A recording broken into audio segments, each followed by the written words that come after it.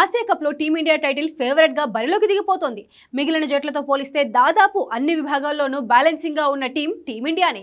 భారత్ తన తొలి మ్యాచ్ను ఆతిథ్య యుఏఈతో బుధవారం ఆడనుంది.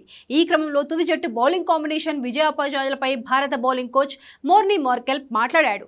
సాధారణంగా యుఏఈ పిచ్లు స్పిన్నర్లకు అనుకూలంగా ఉంటాయి. ఈ ఏడాది ఆరంభంలో జరిగిన ఛాంపియన్స్ ట్రోఫీలోనూ స్పిన్నర్లు కీలక పాత్ర పోషించారు. ఈ క్రమంలోనే సెలెక్టర్లు కుల్దీప్ యాదవ్, వరుణ్ చక్రవర్తి, అక్షర్ పటేళ్లకు జట్టులో చోటిచ్చారు. ఈ నేపథ్యంలో తొలి మ్యాచ్లో ఆ ముగ్గురు స్పిన్నర్లతో బరిలోకి దిగే అవకాశం ఉందా అనే ప్రశ్న మోర్కెల్కు ఎదురైంది. దీనికి మోర్కెల్ ఆసక్తికరంగా జవాబిచ్చాడు. ఛాంపియన్స్ ట్రోఫీలో పిచ్లు స్పిన్నర్లకు అనుకూలించాయని, అయితే ఈసారి పిచ్లు అలా ఉండకపోవచ్చన్నాడు. ఈ నేపథ్యంలో ముగ్గురు స్పిన్నర్లతో బరిలోకి దిగే అవకాశాలు తక్కువగా ఉన్నాయన్నాడు. అయితే దీనిపై ఇంకా ఎలాంటి తుది నిర్ణయం తీసుకోలేదని చెప్పాడు. మ్యాచ్ రోజు పిచ్ను పరిశీలించిన తర్వాత బౌలింగ్ కాంబినేషన్ పై ఓ అంచనా వేస్తామన్నాడు. ప్రస్తుతం దుబాయ్లోని ఇంటర్నేషనల్ క్రికెట్ స్టేడియంలో పిచ్లపై ఛాంపియన్స్ ట్రోఫీ సమయంలో ఉన్నదానికంటే ఎక్కువ గడ్డి ఉందన్నాడు.